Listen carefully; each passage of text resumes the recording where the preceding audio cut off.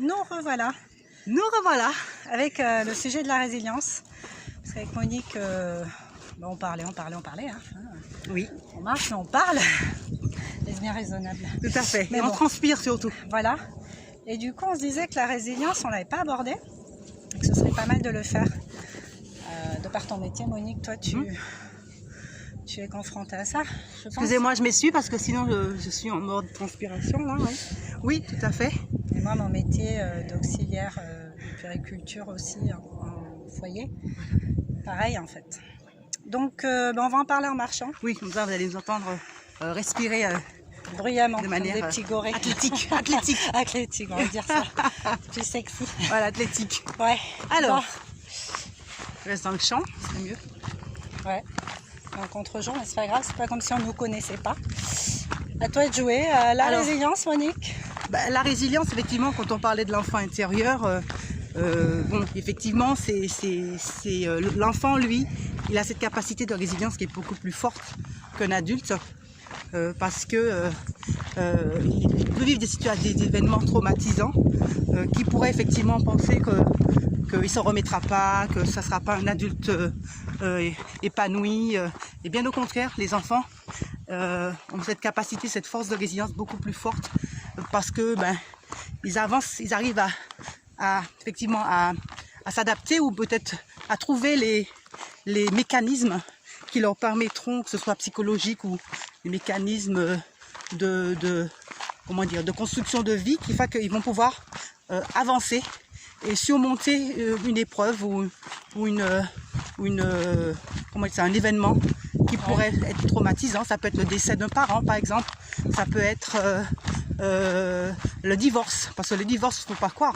Une séparation ou divorce, parce que c'est pas que la signification, pas que le côté matériel divorce qui fait que les enfants vivent des situations traumatisantes dans une famille, mais qu'un parent avec lequel il a vécu n'est plus présent dans son cadre de vie, dans son environnement de vie, fait que c'est traumatisant. Mais les enfants ont quand même cette capacité de résilience et on voit effectivement ils se construisent par rapport aux adultes qui vivent les mêmes événements et qui ont plus de difficultés à se remettre et qui vivent ça beaucoup plus difficilement. D'où effectivement le fait quand on a une difficulté, de se ressouvenir de notre enfance, de se dire quand on était enfant, effectivement, oui, on a vécu des choses, mais on a réussi à surmonter.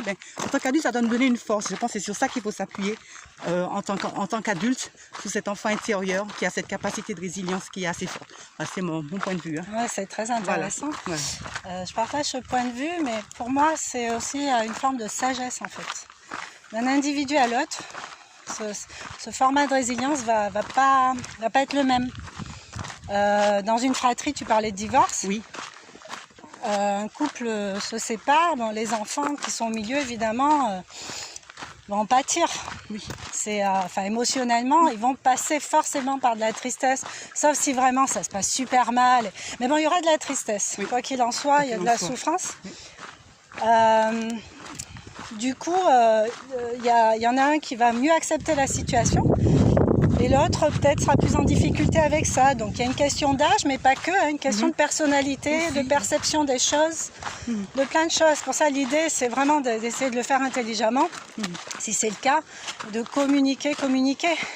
Et en tant que parent, ce que je voulais rajouter, c'est que c'est super important de guérir cet enfant intérieur, parce que nos propres enfants, qui sont à notre image, vont nous ramener plein de trucs, vont réveiller plein de choses chez nous en effet miroir en fait.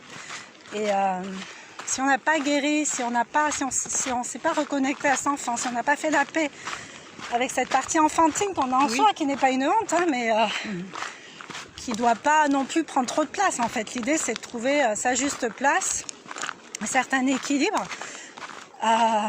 Du coup, ça peut être compliqué pour un parent, en tant que parent. Oui, tout à fait. De se retrouver devant son propre reflet d'enfant, quoi.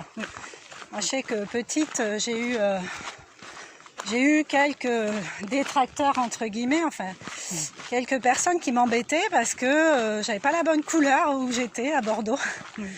Donc, ils ont pris beaucoup de place dans ma tête, mais il n'y en avait pas beaucoup, hein. Genre, ils étaient 2-3, quoi. Oui, mais ça suffit déjà quand même pour Mais moi, le souvenir te faire du que j'en ai gardé d'enfant, oui, ça te blesse. c'est on m'aimait pas, Voilà, c'est ça. j'étais trop différente.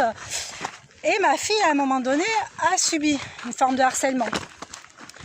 Et là, ça a réveillé tellement de choses en moi. Je me suis dit, mais pas, là, c'est hors de question.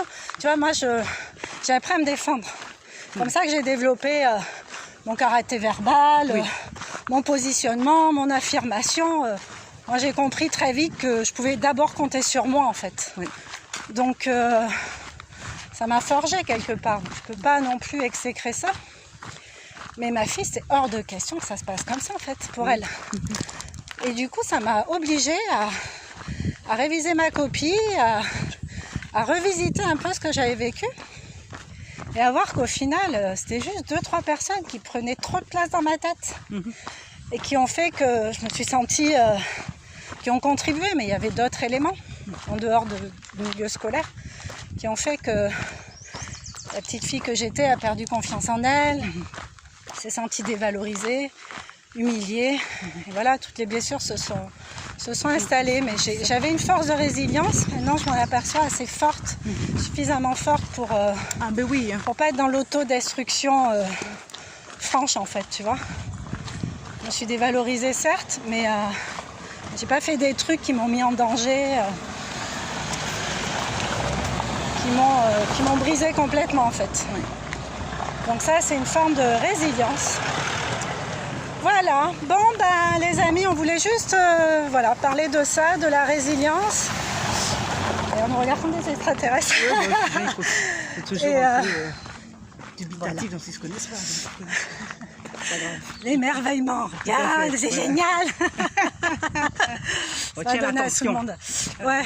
Bon ben voilà, c'était juste un petit point comme ça. J'espère un petit rajout, le son est bon.